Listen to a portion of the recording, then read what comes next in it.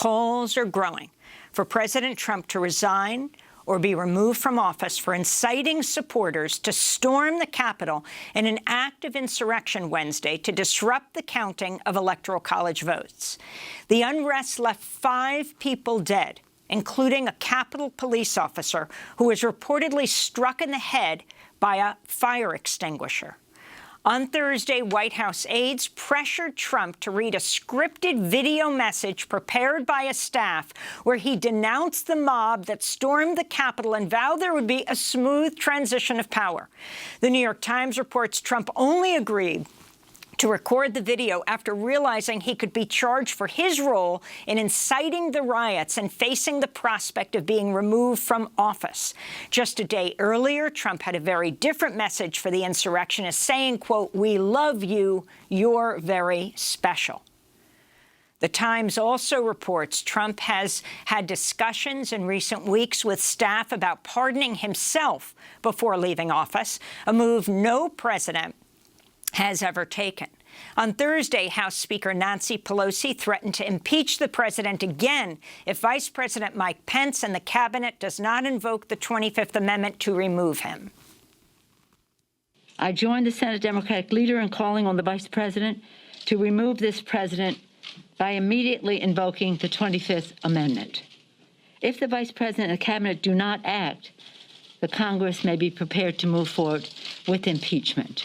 On Thursday, Education Secretary Betsy DeVos and Transportation Secretary Elaine Chao both resigned from their offices, joining at least 10 other Trump administration officials to quit since Wednesday. The Wall Street Journal editorial page is urging Trump to resign. That's the Murdoch-owned Wall Street Journal. Lawmakers are also vowing to investigate the massive security breach at the Capitol where rioters overwhelmed Capitol Police. Congressional leaders ousted the sergeants at arms of both the House and the Senate. The chief of the Capitol Police is also expected to resign next week. Multiple reports are emerging of police officers aiding the rioters by removing barricades, to giving out directions to offices of specific lawmakers, including Senate Majority Leader Chuck Schumer, who will become the Senate Majority Leader. To talk more about this, we're joined by Ro Khanna, Democratic Congressmember from California, member of the House Committee on Oversight and Reform, was inside the Capitol Wednesday during the insurrection. Congressman Khanna, welcome back to Democracy Now! Where were you, and can you describe the scene personally from your vantage point?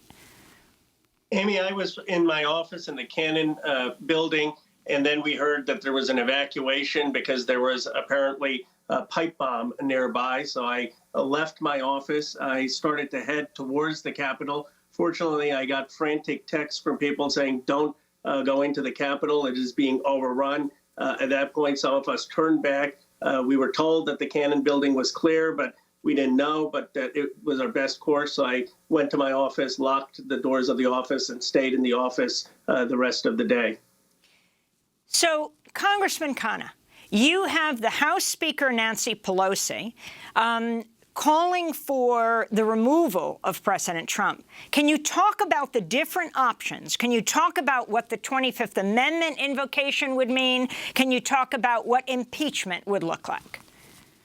Well, the 25th Amendment, Amy, is something that Vice President Pence can do. He just needs to get a majority of the cabinet on board, and they can ask that the president be removed, and Vice President Pence then can become president.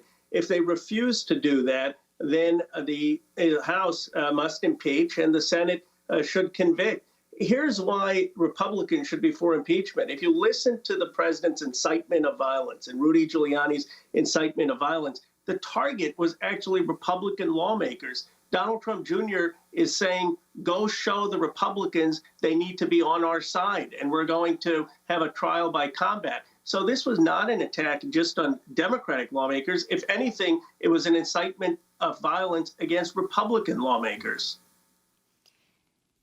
Inside the Capitol, as the marauders smashed their way in, as ultimately 5 people died, A woman apparently trying to get in through a window was shot, it looks like, by Capitol Police.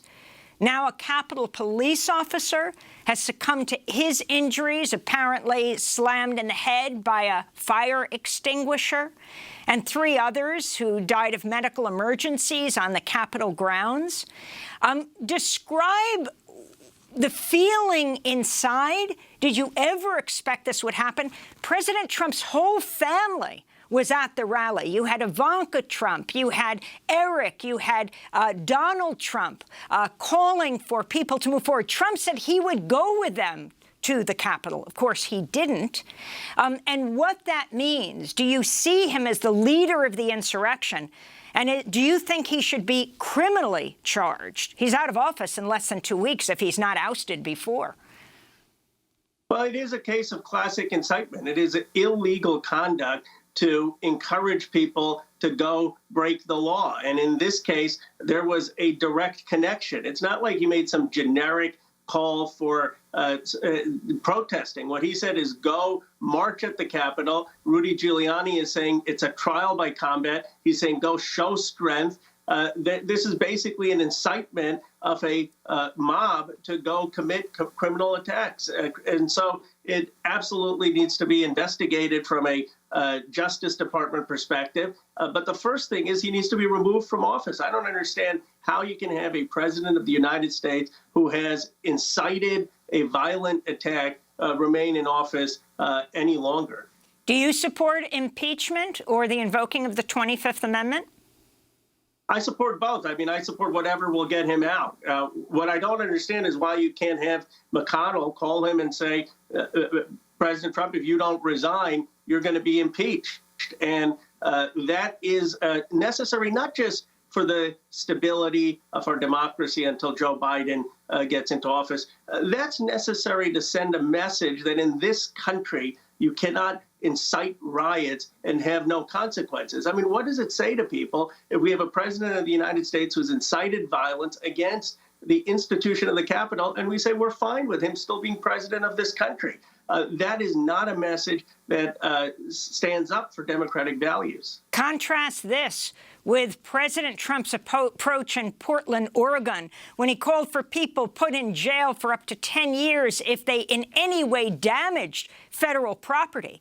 Here, as we saw people smashing the windows of the Capitol, climbing through those windows, you have President Trump safely at the White House saying, "We love you." Well, his speech was reminiscent of Mark Antony's speech and Julius Caesar, minus Shakespeare's rhetorical genius, where he was basically manipulating people saying, okay, go home. But really the thrust of the speech was, we love you, we support you, I support what you're doing. And it was further inciting this violence. But you're right, Amy, to point out the racial disparity. I mean, I don't think there's a person in this country who believes that there were thousands of Black Lives Matter protesters or Black protesters there, that the response wouldn't have been dramatically different. And that is something this country really needs to grapple with, the disparity in which we looked at white protesters for Trump and the way we looked at many African-American protesters during this summer who were protesting for racial justice. Forget thousands of Black Lives Matter activists. If 12 announced they were going to march on the Capitol and they were going to storm it, not to mention just protest in front of it, I dare say there would be a massive response. And that goes to the question, I mean, this wasn't like a flash mob where suddenly, you know, these people emerged. President Trump had been calling for this for weeks. The mayor of Washington, D.C., Muriel Bowser, already had written a letter to the Pentagon asking for the National Guard to come in. How is it possible that the Capitol Police were not only so completely unprepared, but actually we see the high-fiving, we see the selfies, we see the removal of the barricades, ushering people in. Now you have the resignation of the chief of the Capitol Police and the ousting of the sergeants of arms of both the Senate and the House. Well, there are a lot of questions that need to be answered. I agree with you that the Capitol Police acted in a way that was completely unprepared, and these incidents of taking selfies and letting people in are very troubling. I do think we need to acknowledge that there were a lot of first-line responders and police officers who I personally saw who were doing the right thing, who were risking their own lives to protect people in the Capitol. But the leadership was totally derelict. They did not have a plan. They did not take the proper precautions. And of course, Washington, D.C. was restricted. It's why we needed to become a state, because they couldn't invoke the National Guard. The final point, Emily, is that social media really needs to be looked at. This whole attack was being planned on Parler.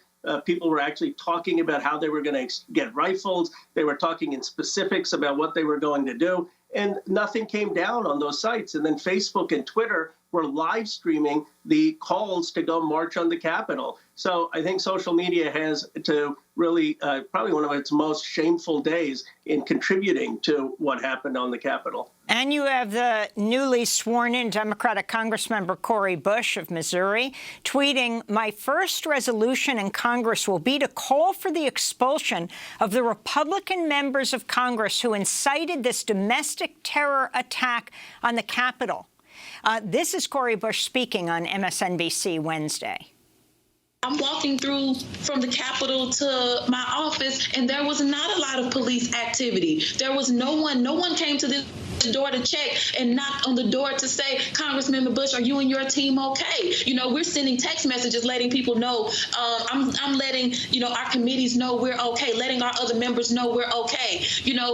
Something had to happen, because I tell you what, the National Guard, when they were called to Ferguson or any other part in St. Louis, that was not a thing. We didn't have to wait to find out that was happening. Oftentimes that happened even when it was said that we were having a protest. So I don't understand how this happened like this. I don't understand how we were put in this position in our place of business. Our lives were at risk today. That's Missouri Congressmember Cori Bush. And I'm wondering, Congressmember Khanna, if you are among the lawmakers who are demanding the resignation of Republican Senators Ted Cruz and Josh Hawley, blaming them for helping instigate the violent mob of Trump supporters that stormed the Capitol.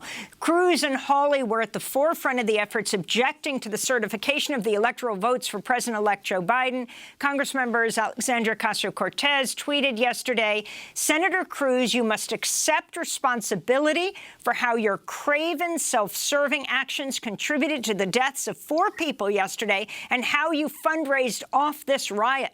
Both you and Senator Hawley must resign. If you do not, the Senate should move for your expulsion."